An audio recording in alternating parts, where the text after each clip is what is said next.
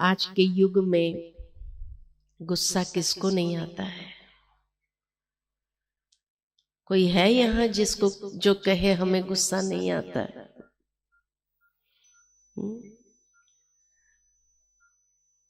गुस्सा एक ऐसी कमजोरी बन गई है मनुष्य की, और इंसान इस भ्रम में जीता है कि गुस्सा करने से ही लोग काम करते हैं, इसीलिए करना पड़ता है। लेकिन वास्तव में अगर देखा जाए तो गुस्से से काम बनता है या बिगड़ता है? काम अगर बन भी जाता होगा तो रिश्ते तो बिगड़ जाते होंगे। गुस्सा करने के बाद क्या दुआएं प्राप्त होगी? कई बार कई लोग क्या कहते हैं कि वैसे मुझे गुस्सा नहीं आता है, परंतु अगर कोई झूठ बोलता है ना तो बहुत गुस्सा आता है। अब सोचने की बात तो ये है कि व्यक्ति झूठ कब बोलता है? व्यक्ति झूठ कब बोलता है? जब उसके मन में भय होता है, डर होता है, सत्य का सामना करने की ताकत नहीं होती है, और ये भय उससे झूठ बुलवाता है। तो अंदर में भय है, सत्य शक्ति है, तो शक्ति का सहारा नहीं ले पाता है, इसीलिए वो सहारा लेता है किसका? कमजोरी का। और कमजोरी का सहारा लेकर के झूठ बोल देता है। झूठ भी ये तो एक कमजोरी है। लेकिन सोचने की बात यह है कि अगर मान लो कि आपको गुस्सा आ जाए तो गुस्सा शक्ति है या कमजोरी है? तो एक कमजोर दूसरे कमजोर को क्या ठीक करेगा? थोड़ा गौर से अगर सोचेंगे इस बात को कि एक कमजोरी दूसरी कमजोरी को कैसे ठीक कर सकती है। मान लो कि उसने झूठ बोला, झूठ बोलने से उसने तो प्रत्यक्ष कर दिया मैं कमजोर हूं, मैं सत्य का सामना नहीं कर सकता। और ये तो हम जानते हैं कि जिस भय के कारण उसने झूठ बोला, भय सकारात्मकता है या नकारात्मकता है? नकारात्मकता है। झूठ बोलना ये सकारात्मकता है या नकारात्मकता है? ये भी नकारात्मकता है। अच्छा, आपने उस झूठ के कारण गुस्सा किया तो गुस्सा सकारात्मक है या नकारात्मक है? तो एक नकारात्मकता दूसरी नकारात्मकता को ठीक कर सकती है? कभी नहीं कर सकती है। परंतु मेडिटेशन, राजयोग हमारे अंदर वो शक्ति धीरे धीरे भरने लगती है कि जिससे व्यक्ति भीतर से सशक्त बनने लगता है। और जैसे जैसे सशक्त बनता है, आपने सुबह सुबह अगर ध्यान किया, मेडिटेशन किया और अपने आप को सशक्त किया, तो जब आप कार्य क्षेत्र पर जाते हैं और वहां मान लो कि कोई झूठ बोलता है, आपने समझा इसने झूठ बोला, गुस्सा करने के बजाय आप उस वक्त शांत होकर के वहां से निकल आओ। तो उस व्यक्ति के अंदर एक द्वंद्व चालू होगा, एक युद्ध शुरू होगा कि मुझे सच बोल देना चाहिए था, आज नहीं तो कल अगर ये झूठ पकड़ा गया तो रिश्ता खराब हो जाएगा। लेकिन क्या करूं, सच बोलने की हिम्मत नहीं है। इस तरह का एक द्वंद्व चलता है उसके मन में, और आधा पौना घंटा तक तो द्वंद्व चलेगा। पौना घंटे के बाद वो हिम्मत इकट्ठी करता है और आपके पास आता है और कहता है, भाई एक बात करनी थी आपसे। आप कहेंगे बोलो। तो वो सारी बात स्पष्ट करने का प्रयत्न करता है, ऐसा हुआ था इसलिए ऐसा करना पड़ा, या इसलिए ऐसा हुआ, उस वक्त मेरी हिम्मत नहीं थी इसलिए मैंने थोड़ा झूठ बोल दिया, लेकिन ये बात आपको स्पष्ट करना जरूरी था। सारी बात समझने के बाद आप ये कह दो, अच्छा किया बता दिया, आगे से ध्यान रखना। और आपने गुस्सा नहीं किया, अब उस व्यक्ति का भय बढ़ेगा या कम होगा, उसका डर बढ़ेगा या कम होगा? कम होगा कि मैं तो फालतू सोच रहा था, डर रहा था, ये समझ रहा था कि बहुत गुस्सा करेंगे, लेकिन भाई ने तो गुस्सा किया ही नहीं। अब जब उसका डर कम हुआ, दूसरी बार जब सिचुएशन आएगी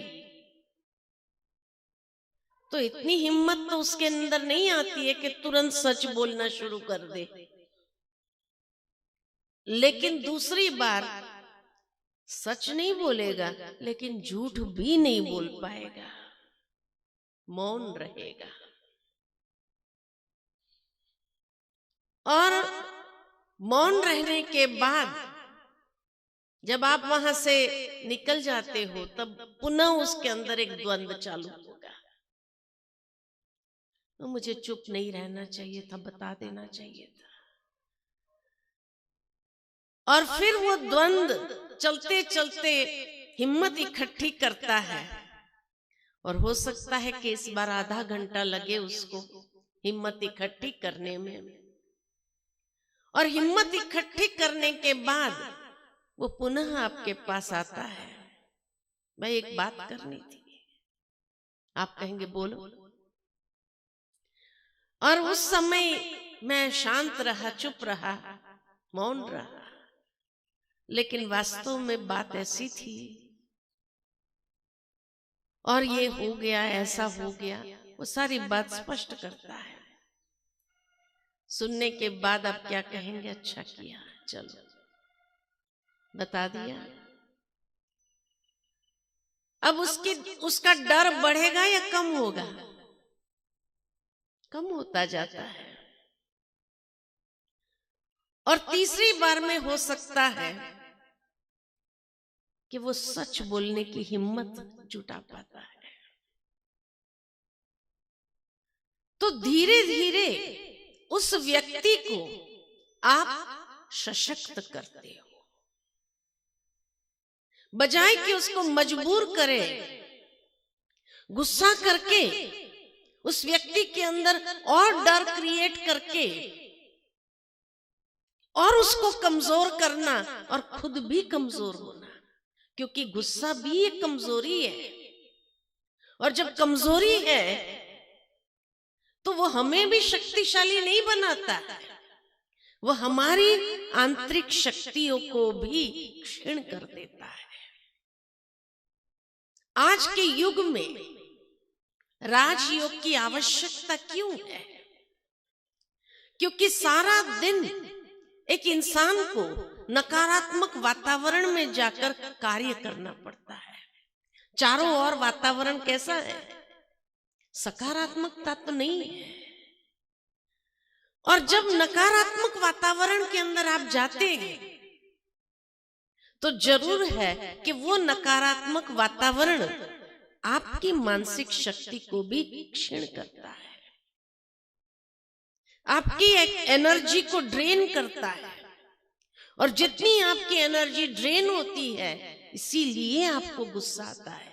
इसलिए कहते गुस्सा एक कमजोरी है और धीरे धीरे ये व्यक्ति को और कमजोर करता जाता है, जो बाद में कई बार व्यक्ति रियलाइज करके कहता है पहले मुझे इतना गुस्सा नहीं आता था, आजकल बहुत गुस्सा आता है, छोटी छोटी बातों पर गुस्सा आता है कि नहीं? इसका मतलब क्या हुआ? आप शक्तिशाली हुए या कमजोर हुए? दिन प्रतिदिन कमजोर होते जा रहे हैं। इसलिए कहा पहले गुस्सा नहीं आता था इतना, आजकल बहुत गुस्सा आ रहा है। आत्मा की बैटरी दिनों दिन व्यर्थ वातावरण के अंदर काम करते करते बैटरी क्षीण हो रही है, डिस्चार्ज हो रही है। और जब बैटरी डिस्चार्ज होती है, उसका प्रमाण है कि कमजोरियों के शिकार बनते जाते हैं। कोई भय का शिकार बनता जा रहा है, कोई क्रोध का शिकार बनता जा रहा है, कोई झूठ का सहारा लेता है, कोई गुस्से का सहारा लेता है। और इस तरह से अनेक कमजोरियों का सहारा लेकर के हम अपने आप को क्या प्रत्यक्ष करना चाहते हैं? मैं शक्तिशाली हूं। सोचते हैं इंसान सबसे बड़ा भ्रम यही है कि मैं गुस्सा करता हूं ना तो ये काम ठीक करता है। कभी गुस्सा करने के बाद काम ठीक नहीं होता है। व्यक्ति डर के कारण कभी कांपता है अंदर से, तो उसके हाथ में जो चीजें होती है टूट फूट जाती है और भी नुकसान करता है। इसीलिए कहा कि गुस्सा एक ऐसी कमजोरी है जो इंसान को भीतर से प्रतिदिन कमजोर कर रहा है। इसीलिए आवश्यकता है वर्तमान समय में चलने की,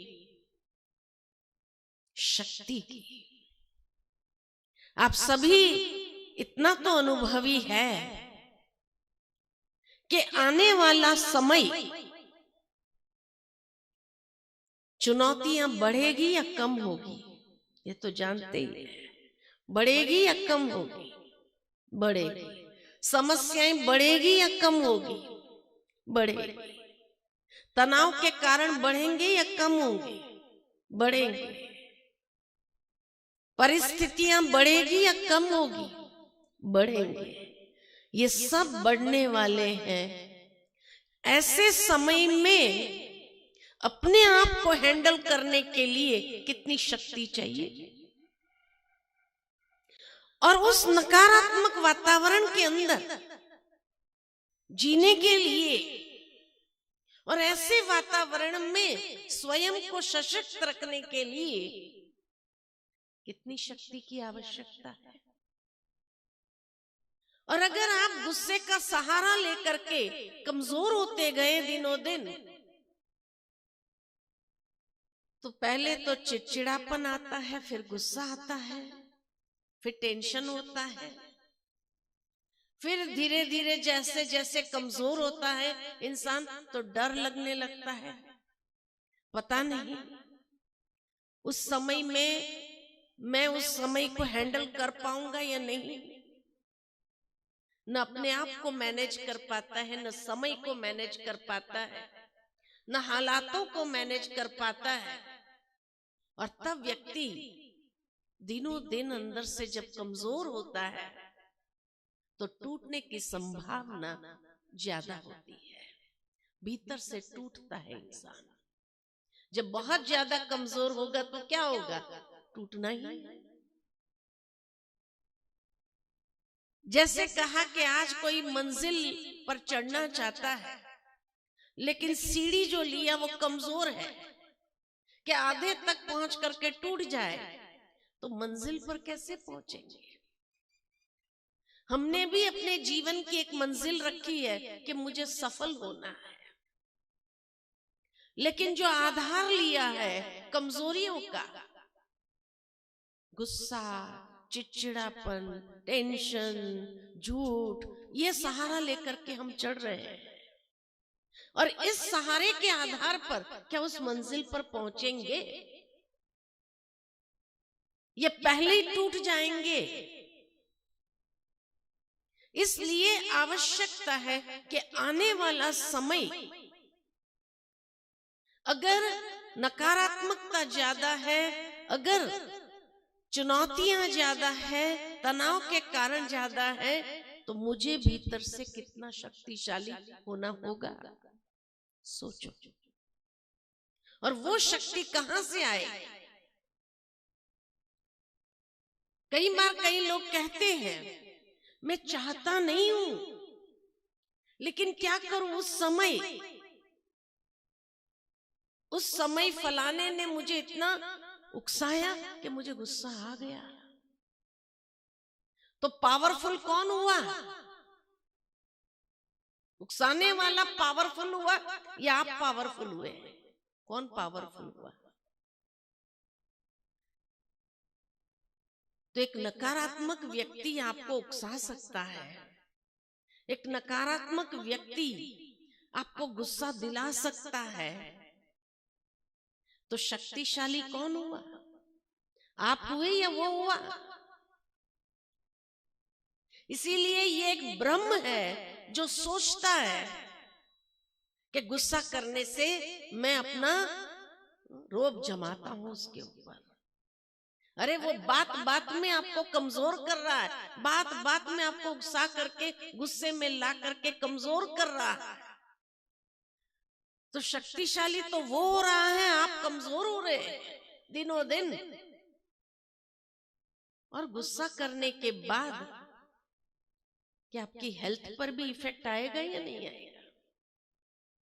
टेंशन, गुस्सा कई बीमारियों का कारण है। डॉक्टर्स भी कहते हैं 80% बीमारी टेंशन से आती है। अभी रिसर्च जो हुआ दुनिया के अंदर कि गुस्सा जितना ज्यादा करता है इंसान, उतना कैंसर की संभावना बढ़ गई है। क्योंकि व्यक्ति को जब गुस्सा आता है ना, तो उसकी जो नसें होती है ये एकदम तन जाती है अंदर में। तो जो कैंसर के सेल होते ही है सब में, लेकिन वो जब व्यक्ति गुस्सा करता है तो वो इकट्ठे हो जाते हैं, और जब इकट्ठे हो जाते वहीं से गांठ बनना आरंभ होती है। और वो गांठ एक बन जाती है। आपको गुस्सा आया, उस वक्त आपका हाथ ऐसा हो जाता है कि मैं थप्पड़ मार दूं इस व्यक्ति को। आता है कि नहीं आता है? तो ये जो आपको अंदर में ऐसा, तो वो सेल जो होते हैं वो भी इकट्ठे हो जाते हैं और वहां से एक गांठ बननी आरंभ होती है। ये रिसर्च है लेटेस्ट। ईर्ष्या, गुस्सा और टेंशन, ये तीनों जब इकट्ठे हुए इंसान के अंदर, तो ये गांठ बनना स्वाभाविक है। आज दुनिया के अंदर कैंसर के पेशेंट क्यों बढ़ते जा रहे हैं? क्यों बढ़ते जा रहे हैं? क्योंकि लोगों के अंदर ये कमजोरी बढ़ती जा रही है। ये रिसर्च है। तब कहा कि आज इंसान को आवश्यकता है भीतर से सशक्त होने की। और भीतर से सशक्त कैसे होंगे? इसके लिए चाहिए राजयोग, मेडिटेशन, ध्यान। जितना व्यक्ति अपने मन को शांत रखा, जितना व्यक्ति अपने मन को शांत रखता है, उतना भीतर से सशक्त होता जाता है। इसीलिए गुस्सा करने वाले व्यक्ति को दूसरे लोग याद दिलाते, शांत रहो, शांत रहो, थोड़ा शांति से काम करो। कहते हैं कि नहीं माताएं, भाइयों को जब गुस्सा करते तो शांति से बोल सकते हैं ना, क्यों इतना गुस्सा कर रहे हैं? क्योंकि गुस्से का इफेक्ट हार्ट पर भी आता है, ब्रेन पर भी आता है, तो कहां भी तो गांठ बननी आरंभ हो सकती है कि नहीं? तो खतरे में किसकी लाइफ है, गुस्सा करने वाले की या उकसाने वाले की? सोचो, किसकी लाइफ है? इसीलिए कहा जाता है गुस्सा करना ये कोई समझदारी नहीं है। गुस्सा करने से इंसान उस वक्त एक पागलपन का शिकार होता है, मानसिक रूप से अस्वस्थ होता है, तभी उसको गुस्सा आता है। इसलिए उसको हेल्दी नहीं माना जाता है, मानसिक रूप से अस्वस्थ माना जाता है। तो आत्मिक शक्ति जितनी व्यक्ति अंदर विकसित करता है, उतना ही वो अपनी कमजोरी के ऊपर विजय प्राप्त कर सकता है और स्वस्थ हो सकता है। और कुछ सीखा न सीखा हो, एक शब्द तो जरूर सीखा होगा। कौन सा? ओम शांति। सीखा? ओम शांति का मतलब क्या है समझा? ये कोई हेलो हाय गुड मॉर्निंग जैसा शब्द नहीं है, लेकिन ओम शांति का मतलब है मैं शांत स्वरूप। ये स्मृति है, एक जागृति है। ओम शब्द के अंदर 3 अक्षर आते हैं, अ, उ और म। अ माना आचरण, उ माना उच्चारण और म माना मन के विचार। आचरण, उच्चारण और मन के विचार अर्थात अपने आप को देखो कि मन, वचन और कर्म तीनों में शांति है या नहीं है। ओम शांति मतलब मेरे आचरण, उच्चारण और मन के विचारों में शांति है, क्योंकि शांति शक्ति है, गुस्सा कमजोरी है। तो अपने आप में ये देखना है, ओम शांति एक जागृति का शब्द है कि अपने आप को देखो, क्या मेरा मन, वचन, कर्म शांतिपूर्ण है? कई बार कई लोग गुस्से में ओम शांति बोलते, ओम शांति। अरे भाई, ओम शांति तो शांति से बोलो, उसमें कौन सी तकलीफ हो रही है? भावार्थ ये कि अगर हमारे आचरण, उच्चारण, मन के विचारों में शांति नहीं है तो जीवन क्या होगा? जीवन की क्वालिटी क्या होगी? इसलिए ये जागृति है कि अपने आप को देखो, हर क्षण अपने आप को देखो, क्या मेरे मन, वचन, कर्म एक दूसरे से सुसंवादिता में कार्य कर रहे हैं? कई बार हमारे मन के अंदर अच्छे विचार होते हैं, लेकिन उच्चारण करने जाते तो कुछ और निकलता है। बाद में हमें सॉरी करना पड़ता है, माफ करना। आप मेरे मन के विचारों को या मेरे मन के भाव को समझने का प्रयत्न करना। यानी स्पष्ट शब्द में हम कहना चाहते हैं कि मेरे मन के भाव कुछ और है, मेरी वाणी कुछ और है, दोनों में तालमेल नहीं है। इसलिए आप मुझे गैर समझ नहीं करना, यानी मिसअंडरस्टैंड नहीं करना। और उसके बाद जब कर्म में आते हैं कुछ और ही हो जाता है। फिर क्या कहते हैं, सोचा भी नहीं था ये कैसे हो गया। यानी सोचा कुछ और है, बोला कुछ और है, किया कुछ और है। ये तीनों में सुसंवादिता नहीं है, हार्मनी नहीं है, तो वो जीवन क्या होगा? वो जीवन संगीत उत्पन्न नहीं कर सकता है।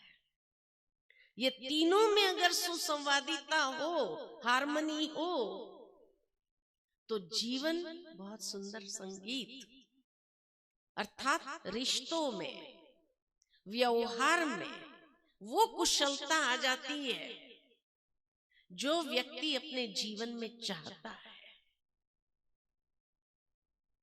बाकी गुस्सा करना कोई बड़ी बात नहीं है, इतनी बड़ी कमजोरी है जो दिनों दिन व्यक्ति को कमजोर करता जाता है। लेकिन आजकल तो छोटे छोटे बच्चों को इतना गुस्सा आता है। अगर अभी से वो कमजोरी के शिकार है तो उसका भविष्य क्या, सोचो। और इसीलिए अभी से आप अपने बच्चे को समझने का प्रयत्न करो, उसको कमजोरी के शिकार मत होने दो। क्योंकि अभी से अगर ये कमजोरी के शिकार है, तोड़ फोड़ कर देता है, चीजें फेंकना चालू करता है, और कई बार माता पिता खुश होते अभी से, देखो अरे अभी से अगर इतनी कमजोरी का शिकार हो रहा है तो उसका भविष्य क्या, सोचने की बात है। इसलिए कहा कि वर्तमान समय में योग की बहुत आवश्यकता है।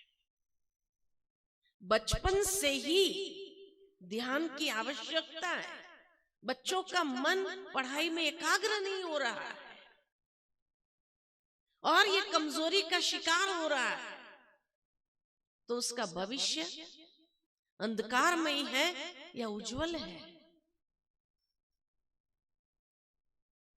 अभी से मानसिक रूप से अस्वस्थ है जो व्यक्ति, वो भविष्य में क्या हो सकता है, कितना अस्वस्थ हो जाएगा,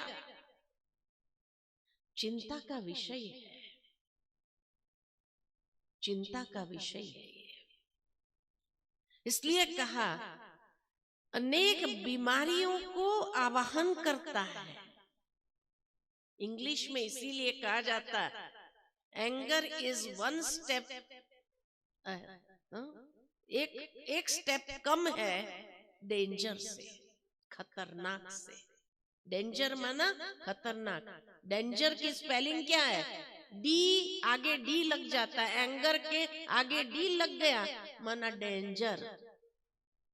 एंगर डेंजर है, खाली एक शब्द जुड़ने की कमी है, और जिस दिन ये शब्द जुड़ जाएगा वो व्यक्ति इतना खतरनाक बन जाएगा। आजकल दुनिया के अंदर, भारत के अंदर कितने किस्से हो रहे हैं खतरनाक मानसिकता के, सभी पढ़ते हैं, सुनते हैं। ऐसी मानसिकता बनती जा रही है कि इंसान को इतना खतरनाक बना सकता है कि वो किसी को भी मारने में, काटने में देरी नहीं कर रहा है। कई लोग सोचते हैं कि माँ बाप ने यही संस्कार दिए। ये माँ बाप के संस्कार नहीं है। माँ बाप खाली जन्म देते हैं, बाकी संस्कार हर इंसान अपना खुद डेवलप कर रहा है। लेकिन हाँ, माँ बाप गाइड कर सकते हैं, उसके सारथी बन सकते हैं, उसको दिशा दिखा सकते हैं। लेकिन जिन बच्चों को दिशा दिखाने वाले भी नहीं रहे, ये मानसिक कमजोरी, मानसिक अस्वस्थता व्यक्ति को कितना खतरनाक बना सकता है, जो माँ बाप भी सर उठा के जी नहीं सकते समाज में। इसलिए माँ बाप को सावधान होने की आवश्यकता है, क्योंकि ये कमजोर मानसिकता व्यक्ति को इतना अस्वस्थ कर देता है, जो आज अनेक प्रकार की मानसिक बीमारियों के शिकार होने लगे। राजयोग वहां हमें मदद करती है। तो वो राजयोग क्या है? योग का सरल अर्थ अगर हम देखें तो योग मेडिटेशन माना एक आध्यात्मिक यात्रा है, और ये मन की यात्रा है, मन की एक्सरसाइज है। जैसे शरीर को स्वस्थ रखने के लिए एक्सरसाइज जरूरी है, चलो फिरो, बार बार डॉक्टर कहते हैं, ठीक इसी तरह मानसिक रूप से स्वस्थ होना हो तो मन को भी एक यात्रा पर ले जाना आवश्यक है। लेकिन कौन सी यात्रा? आध्यात्मिक यात्रा। क्योंकि ये मनुष्य का मन जो है ना, बहुत कुछ सोचता है। यहां बैठे बैठे कहां चक्कर लगा के आ सकता है? यहां बैठे बैठे लंदन अमेरिका तक घूम के आ सकते हैं। कोई मित्र अगर कहां बैठे विदेश में, उसको याद करके हम उसके पास चले जाते हैं। मन के लिए कोई बंधन नहीं है कि टिकट खरीदना पड़ेगा, या ये कोई इंसान नहीं कहता है वो इतना किलोमीटर दूर रहता है, विदेश में रहता है, मैं उसको कैसे याद करूं? मन है, एक सेकंड में उधर पहुंच जाता है, कोई खर्चा नहीं लगता है। मन की क्षमता इतनी है, यहां बैठे बैठे बचपन की कोई घटना याद करनी है तो कर सकते, नहीं कर सकते। यहां बैठे बैठे 20 साल पीछे चले जाते हैं। बचपन में फलाने व्यक्ति के साथ ऐसा हुआ था, सारी घटना को आप याद करके बता सकते हो। उस समय ये नहीं कहते हैं भाई इतना साल बीत गया, मैं कैसे उस बात को याद करूं। और वही फाइल निकलेगी कि उसने ये शब्द कहे थे, मुझे अभी भी याद है, अभी भी याद है, उसने ऐसी हरकत की थी, उसने ये शब्द कहे थे। यानी भावार्थ ये कि मन के पास अथाह शक्ति और अथाह क्षमता है, लेकिन कहां लगा रहे? व्यर्थ में। मन घूम तो रहा है, लेकिन व्यर्थ में घूम रहा है, इसलिए एनर्जी वेस्ट हो रही है। इसलिए आज की दुनिया के अंदर भी इंसान सारा दिन काम करता है ना, लेकिन उसको एक्सरसाइज नहीं मानी जाती है। एक्सरसाइज उसको कहा जाता है जब व्यवस्थित सीक्वेंस में किया जाता है। ठीक इसी तरह मन घूमता है, बहुत चक्कर मारता है, लेकिन ये एक्सरसाइज नहीं है, ये एनर्जी वेस्ट कर रहा है। इसीलिए मन को भी एक व्यवस्थित दिशा देनी जरूरी है, सकारात्मक दिशा। किसी ने कहा है कि मनुष्य का मन इतना तीव्र वेगी है, इतना तीव्र गति से घूमता है कि 1 मिनट के अंदर अगर कम से कम गति से सोचे तो भी 25 से 30 विचार आ जाते हैं 1 मिनट में। तो सोचो 1 घंटे में कितना सोचते, 1 दिन के अंदर कितना सोचते। असंख्य विचार आते हैं 1 दिन में। सारे दिन के विचारों को लिया जाए और उसको क्लासिफाई कर दिया जाए तो हर इंसान के मन में 4 प्रकार के विचार आते हैं। कौन से 4 प्रकार के विचार आते हैं? सबसे पहले प्रकार के विचार है जिसको हम कहते हैं अच्छे विचार, सकारात्मक विचार। जो अच्छी बातों को लेकर के इंसान सोचता है, अच्छे विचार। दूसरे प्रकार के विचार है जिसको कहते हैं नकारात्मक विचार, बुरे विचार। कोई न कोई बुराई को लेकर के, कोई न कोई विकृति को लेकर के है। काम, क्रोध, लोभ, मोह, अहंकार, ईर्ष्या, द्वेष, छल, कपट, आलस, भय, स्वार्थ, इनको लेकर के नकारात्मक विचार, बुरे विचार, विकृत विचार। तीसरे प्रकार के विचार है आवश्यक विचार। आज यहाँ जाना है, ये व्यक्ति को मिलना है, ये कार्य करना है, कराना है, आवश्यक विचार। और चौथे प्रकार के विचार है जिसको कहते व्यर्थ विचार। जब मन के पास कुछ सोचने लिए नहीं है तो बीती हुई बातों को चबाता रहता है। उसने ऐसा किया, ऐसा थोड़ी करना चाहिए था उसको, ऐसा बोला मेरे को। अरे बोल दिया ना, अब क्या है, कर दिया ना, अब क्या है। मुझे ऐसा करना चाहिए था, ये कहना चाहिए था, ऐसा करना चाहिए, लेकिन अब तो पूरा हुआ ना समय। अब बीती बातों को चबाने का कोई मतलब। एक बहुत सुंदर दृष्टांत याद आता है कि एक बार एक प्रोफेसर साहब क्लास में जाते हैं और चाय के मग, छोटे छोटे मग लेके जाते हैं और रख दिया टेबल पर। सारे बच्चे खुश होते हैं कि आज सर कुछ पिलाने वाले लगते। अब सर ने कहा कि सब एक एक मग उठा लो। उठा लिया सबने। सर ने कहा भी पकड़ कर खड़े रहो। सब खड़े हो गए कि अब कुछ उसमें डाला जाएगा। फिर सर अपना कुछ काम करने लग गए। 5 मिनट बीती, 10 मिनट बीती, सर कुछ कह ही नहीं रहे। सबको हवा में ग्लास पकड़ा के, मग पकड़ा के खड़ा कर दिया। बच्चे आपस में एक दूसरे को देखने लगे कि भाई माजरा क्या है। आखिर एक बच्चे ने पूछ ही लिया, सर कितनी देर ये पकड़ के खड़े रहना होगा। सर ने पूछा क्यों? तो कहा नहीं, हाथ दर्द कर रहा है।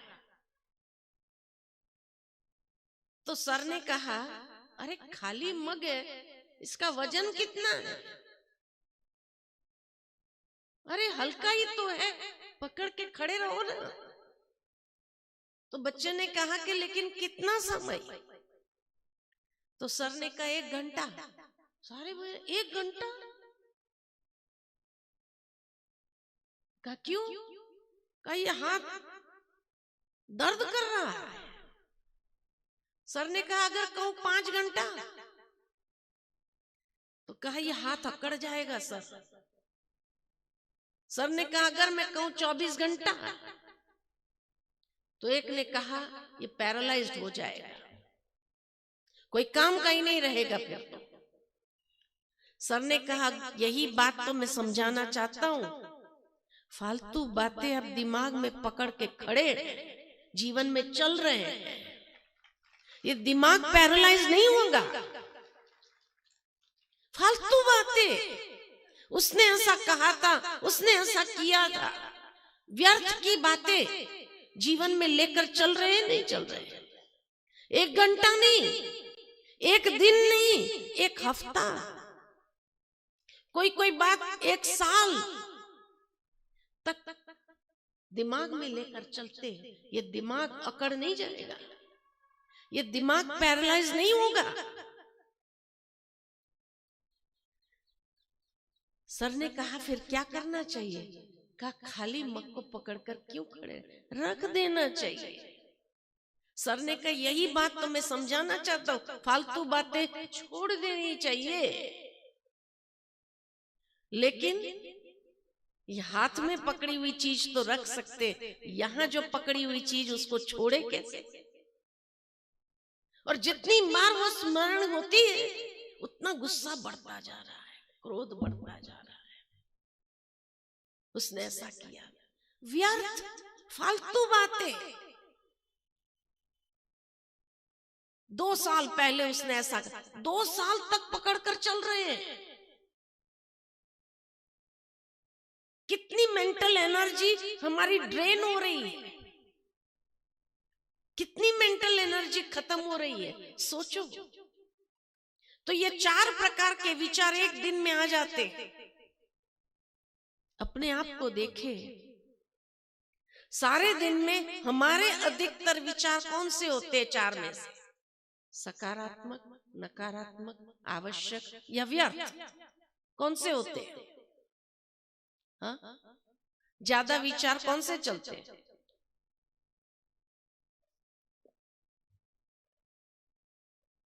क्या कहेंगे?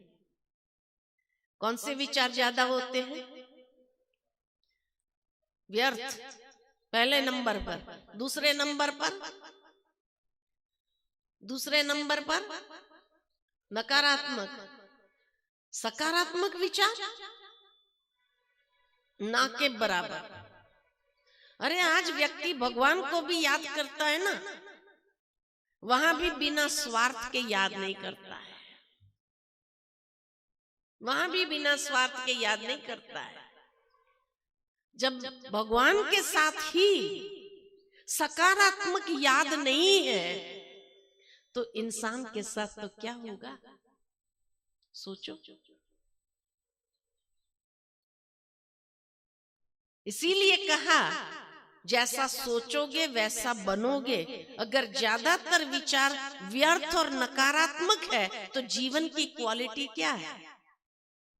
क्या व्यर्थ सोचने के बाद खुशी होगी? क्या नकारात्मक सोचने के बाद खुशी होगी? अगर नकारात्मक सोचने के बाद कोई मुस्कुराता है तो उसके जैसा महा डेंजर और कोई नहीं। यही कहते हैं ना, उसके जैसा महा डेंजर कोई नहीं। कितना विकृत होगा अंदर में कि उस विकृति के बाद मुस्कुराता है, माना उसका प्लान कितना खतरनाक होगा। सोचने की बात है। इसीलिए दुनिया के अंदर आज विकृत हंसी जो मनुष्य के मन पर है उसी को तो टेररिस्ट कहा गया है कि ये टेररिस्ट ही कर सकता है, इंसान, नॉर्मल इंसान नहीं कर सकता है।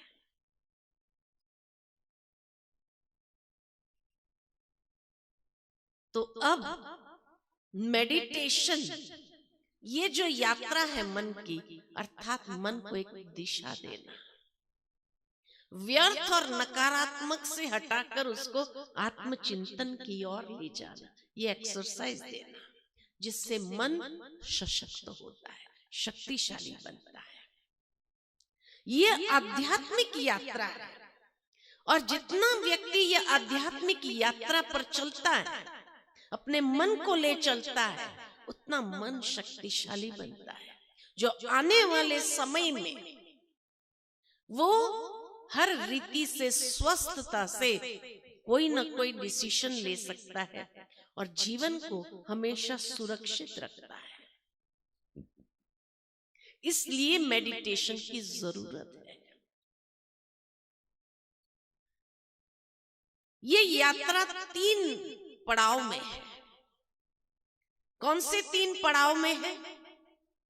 पहला पड़ाव है ये भीतर की यात्रा है, अंतर की यात्रा है, जिसको हमने कहा आत्मचिंतन, सकारात्मक चिंतन।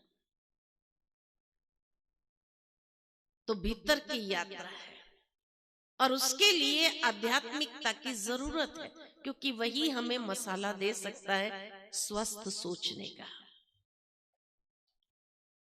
बाकी तो इंसान सुबह सुबह न्यूज़पेपर उठाता है, न्यूज देख लेता है, कौन से विचार मिलते हैं? सकारात्मक, नकारात्मक।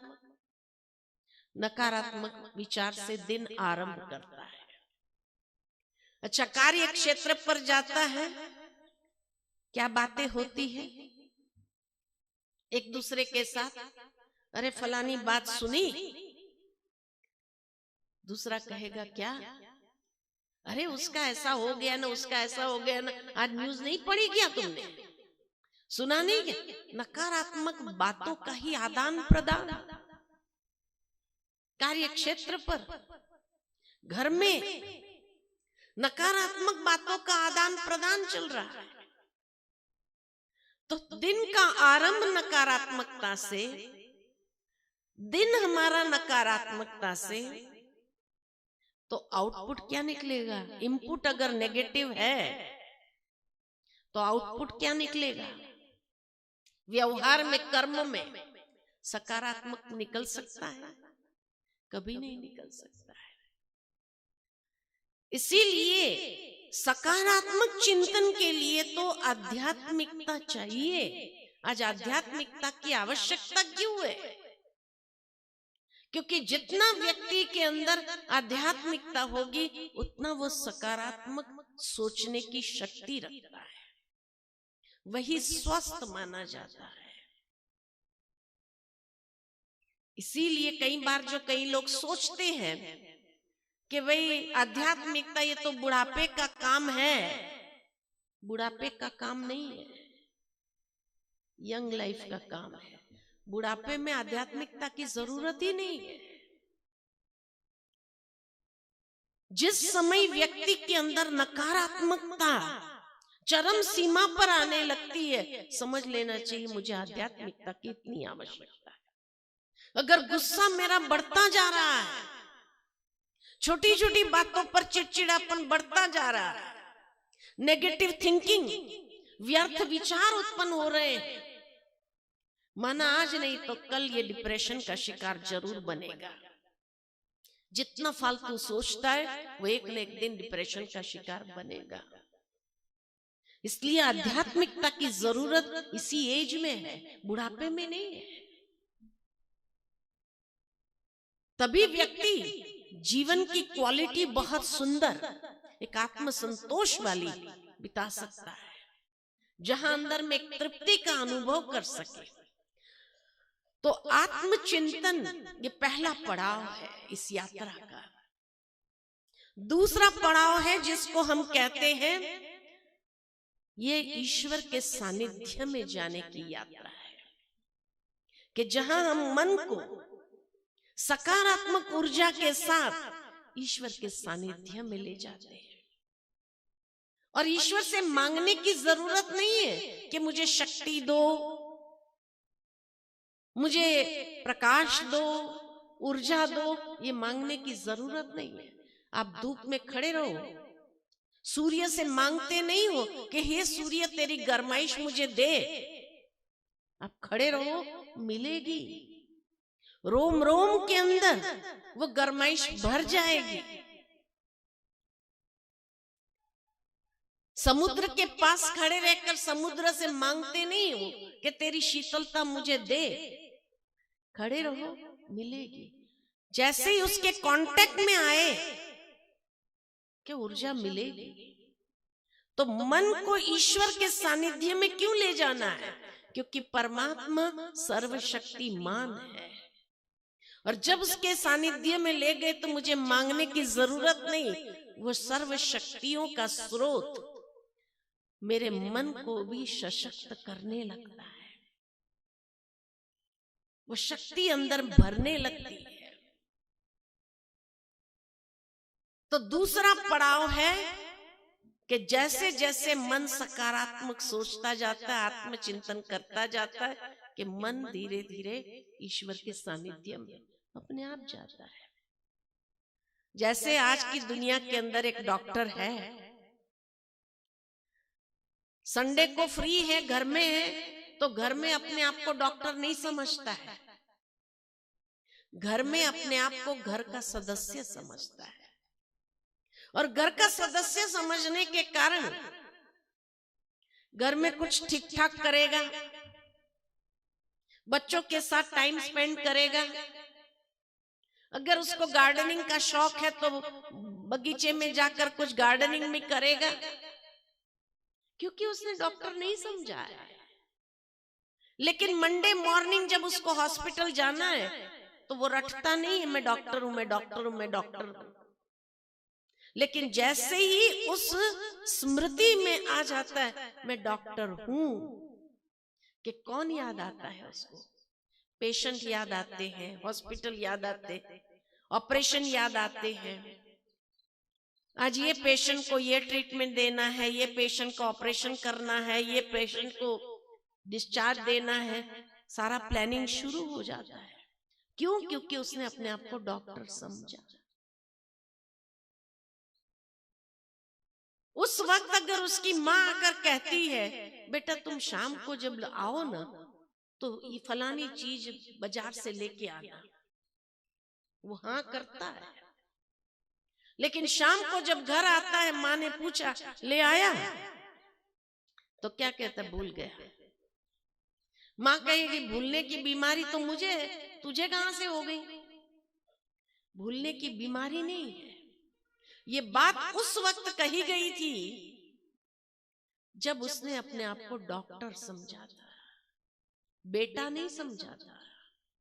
बेटा समझता था तो माँ की बात अंदर चली जाती थी और वो याद करके ले आता था। लेकिन वो बात अंदर गई नहीं, क्योंकि उस वक्त उसका प्लानिंग क्या चल रहा था? मैं डॉक्टर हूं, मैं डॉक्टर हूं। 3-4 बार अगर भूल जाता है फिर फाइनल क्या कह देता है? आप खुद ही किसी से मंगा क्यों नहीं लेती हो? मुझे याद नहीं रहता है। कहेगा कि नहीं कहेगा? क्योंकि उस वक्त उसने अपने आप को बेटा समझा ही नहीं। जब वो अपने आप को बेटा समझता है तो कौन याद आता है? माँ बाप याद आते हैं। जब अपने को पति समझता है तो कौन याद आता है? पत्नी की याद आती है। जब अपने को पिता समझता है तो कौन याद आता है? अपने बच्चों की याद आती है। जो समझेगा उसी की याद उसको स्वाभाविक है। तो अपने को आत्मा समझेंगे तो कौन याद आएगा? परमात्मा की याद आएगी। आज जो मनुष्य की शिकायत है कि मेरा मन ईश्वर में नहीं लगता है, क्यों? क्योंकि वो एक पिता समझ करके भगवान को याद करने का प्रयत्न करता है। तो भगवान कोई बच्चा थोड़ी है जो याद आएगा। हाँ, रिश्ता जोड़ा हो तो बात अलग है। जब पिता समझ करके बैठेगा तो बच्चों की ही याद आएगी। जब पति समझ कर बैठेगा तो पत्नी की।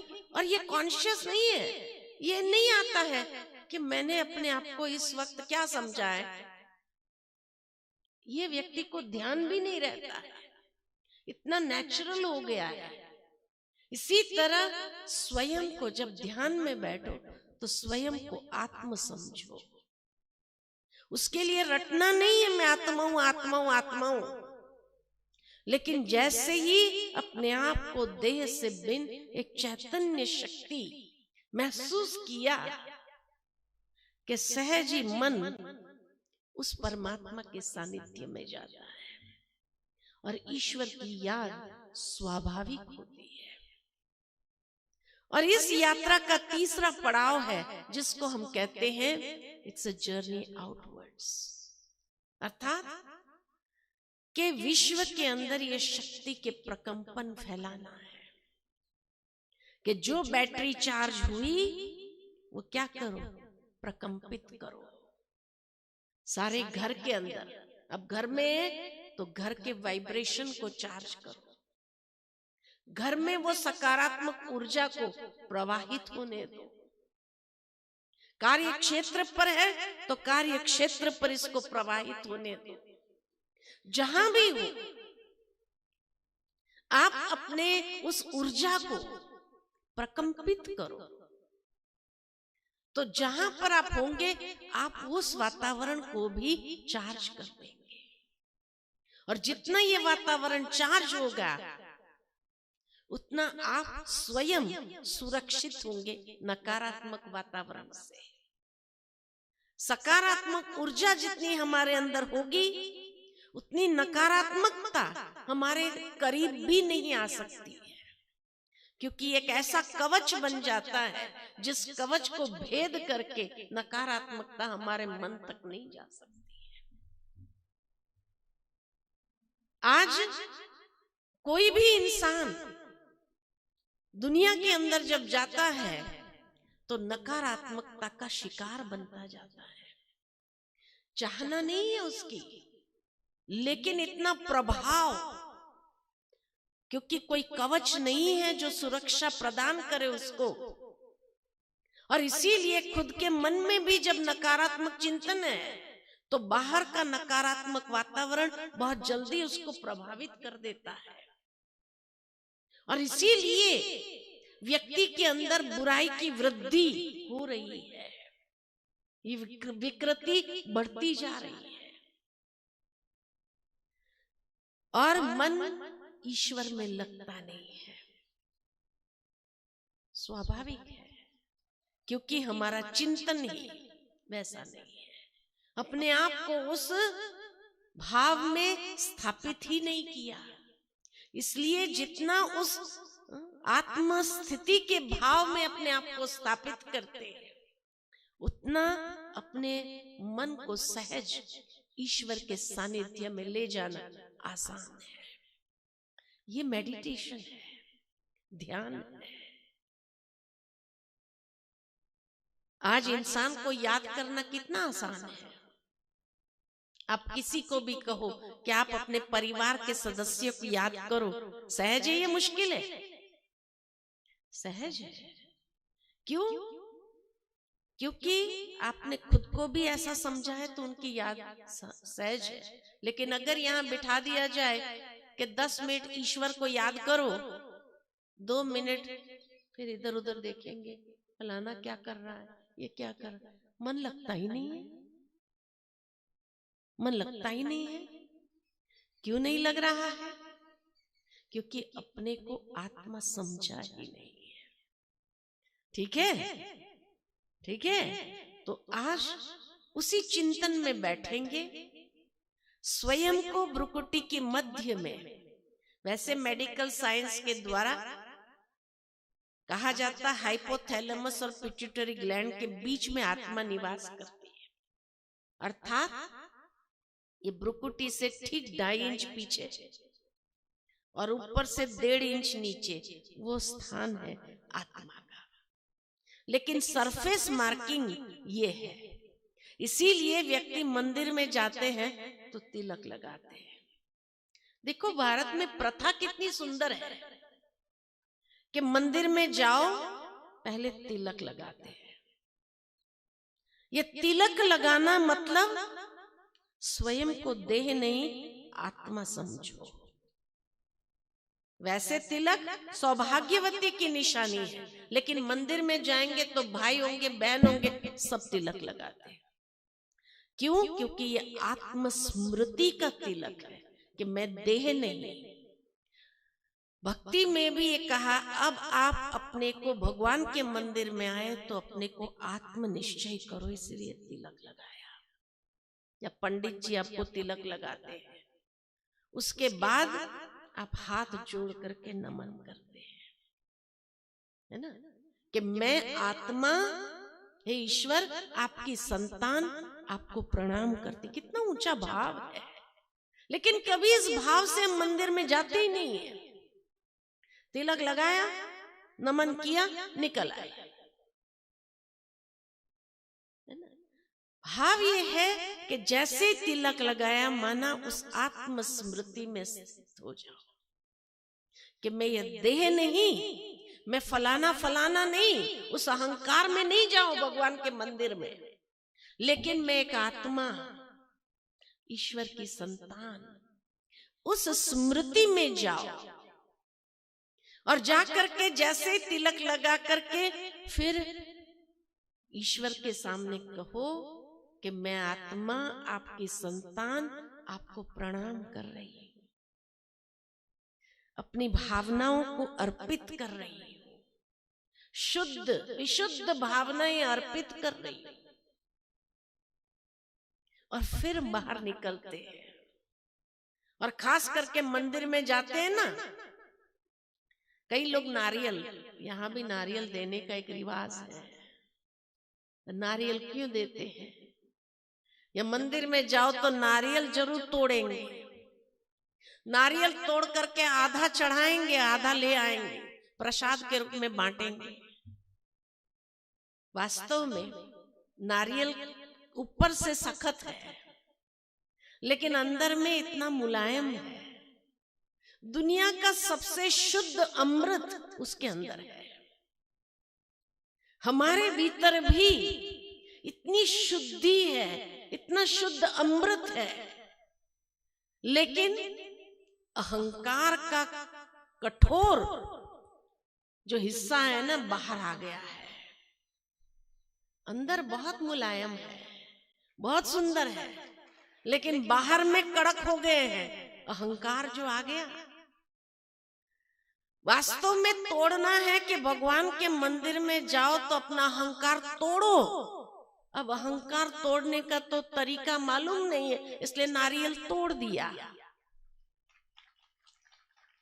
और नारियल तोड़ करके आधा भाई समर्पित किया, और बाकी का आधा यानी अंदर जो अमृत है, अहंकार जब टूटेगा तो अंदर का अमृत बाहर आएगा, अंदर की शुद्धि बाहर आएगी, और वो शुद्धि सबके साथ प्रसाद के रूप में व्यवहार में बांटो। कितनी ऊंची बात है, लेकिन आज तक किसी ने हमको बताया ही नहीं, न समझाया किसी ने कि भाई नारियल क्यों तोड़ना चाहिए। वास्तव में तोड़ना है तो अपना अहंकार का नारियल तोड़ दो, समझा? आज के बाद वो नारियल नहीं, वो तो मनुष्य को अहंकार का नारियल तोड़ना नहीं आया, इसलिए वो नारियल तोड़ दिया। दुनिया में इसीलिए लोग बकरे की बलि चढ़ाते हैं। बकरी क्या करती है? मैं करती है ना। वास्तव में बलि चढ़ानी है वो मैं की, लेकिन वो बलि चढ़ाना नहीं आया तो बेचारा एक जानवर की बकरी बलि चढ़ा दिया। अरे बलि चढ़ाओ तो अपने मैंपन की बलि चढ़ाओ, अपने अहंकार की बलि चढ़ाओ। बकरे की बलि क्या चढ़ाना है? लेकिन कितना मनुष्य जब नहीं कर पाया, असमर्थ अपने को महसूस करता है, क्योंकि कोई समझाने वाला नहीं, कोई सिखाने वाला नहीं, तो हमने कितने उल्टे काम करते रहे, है कि नहीं? तो आज के बाद क्या करो? भगवान के मंदिर में जाओ तो उस मैंपन की बलि चढ़ाओ। नारियल नहीं फोड़ो, खाली मैंपन को तोड़ के आओ, और घर में आओ तो एकदम निर्मल शुद्ध स्वरूप में, व्यवहार में वो प्रसाद सबके साथ बांटो। देखो व्यवहार कुशलता, पारिवारिक शांति कितनी हो जाएगी, कितना सुकून मिलने लगेगा परिवार के अंदर। ठीक है, ठीक है, तो आत्मचिंतन करें। तो चलिए थोड़ी देर बैठते हैं, मन को ले चलते हैं एक सुंदर यात्रा पर, सकारात्मक चिंतन की, आत्मचिंतन की यात्रा पर। क्योंकि जितना सकारात्मक सोचते हैं उतना शक्ति का संचार होता है, जितना नकारात्मक सोचते हैं शक्ति व्यय होती है। तो संचार करो, जैसा सोचोगे वैसा बनोगे, जैसा चिंतन वैसा जीवन। तो कुछ क्षण के लिए अपने मन को बाह्य सभी बातों से समेट लो। कुछ क्षण के लिए मन को एक शुद्ध चिंतन में, आत्मचिंतन में ले चलते हैं।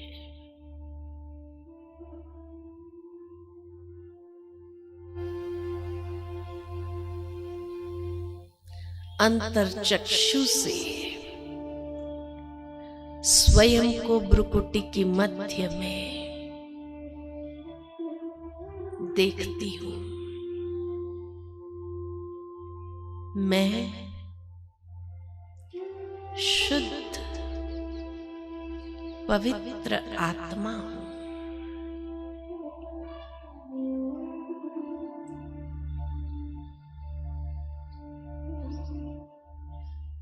ये शरीर मेरा मंदिर है। इस मंदिर में विराजमान मैं चैतन्य शक्ति हूं।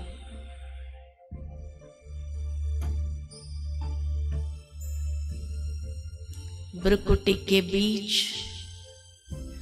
चमकता हुआ अजब सितारा हूं।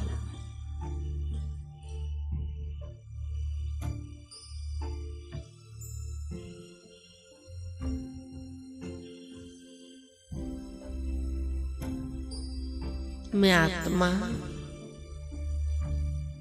अपने असली स्वरूप में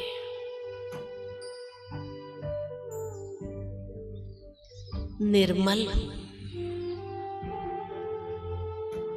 चारों ओर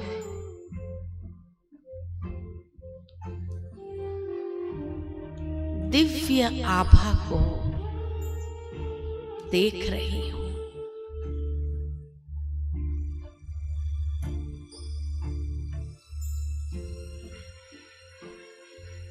कितना दिव्य अलौकिक स्वरूप है मेरा।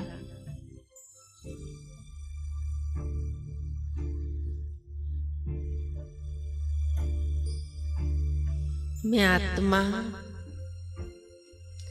दिव्य ज्योति पुंज हूं।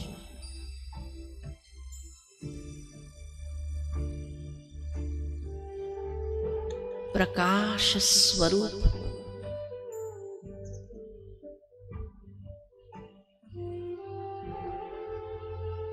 मेरा गुण धर्म शांति है।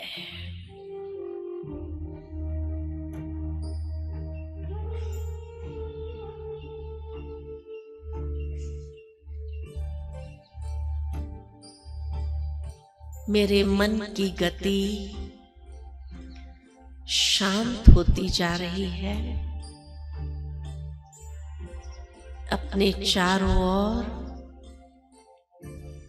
शांति के प्रकंपन को महसूस कर रही हूं। शांति मेरी वास्तविकता है।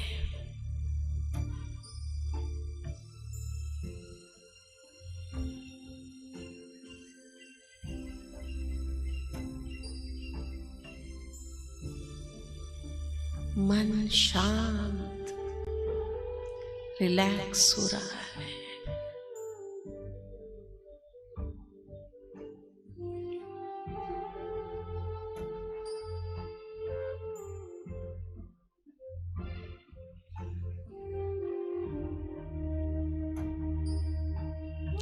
इसी शांति में सच्चा सुख समाया हुआ है।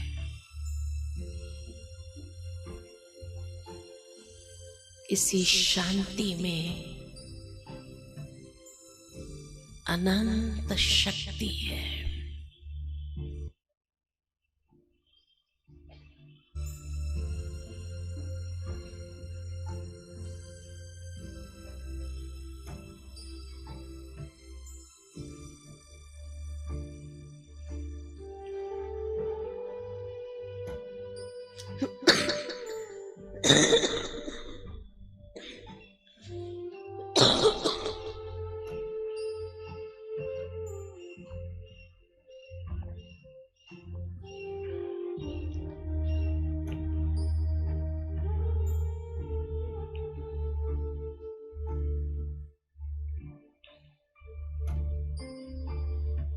मैं आत्मा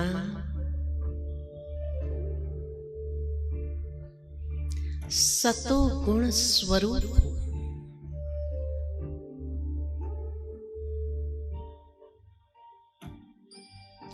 ज्ञान स्वरूप प्रेम स्वरूप हूं।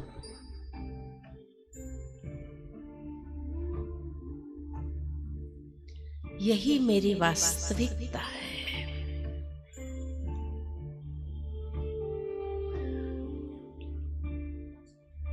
मैं आत्मा सतचित आनंद स्वरूप हूं। मेरा सत्य स्वरूप मेरी चैतन्यता की अभिव्यक्ति आनंद से है।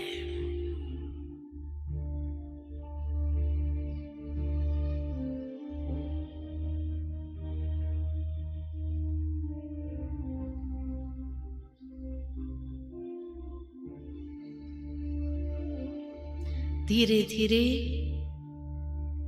मन को ले चलते हैं ईश्वर के सानिध्य में।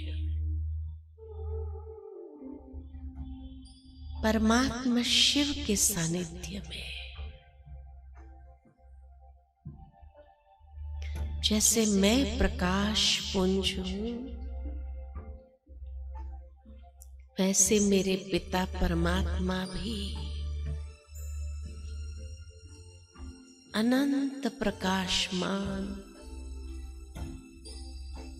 दिव्य तेजोमय स्वरूप है।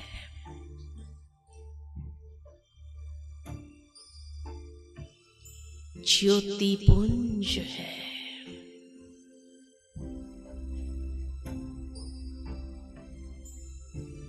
नूर है, लाइट है। सर्वशक्तिमान है। उस सर्वशक्तिमान के सानिध्य में स्वयं को देख रही हूं। परमात्मा से सर्व शक्तियों की किरणें स्वयं में समाती जा रही।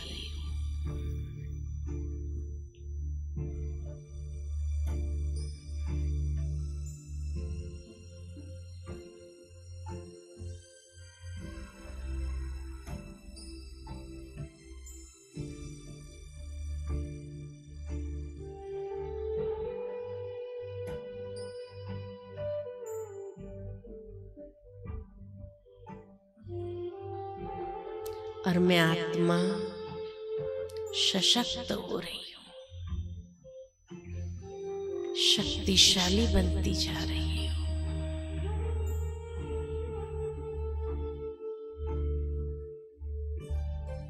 धीरे धीरे परमात्मा शक्ति की ऊर्जा को शरीर के हर कर्मेंद्रिय में प्रवाहित होने देती हूं और हर कर्म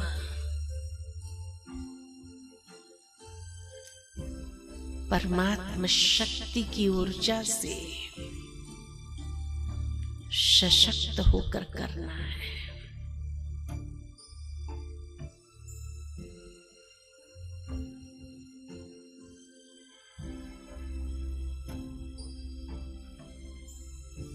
ओम शांति शांति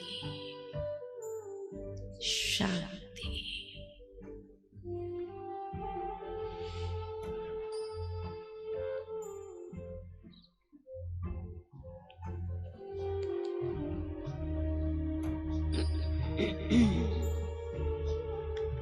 ओम शांति।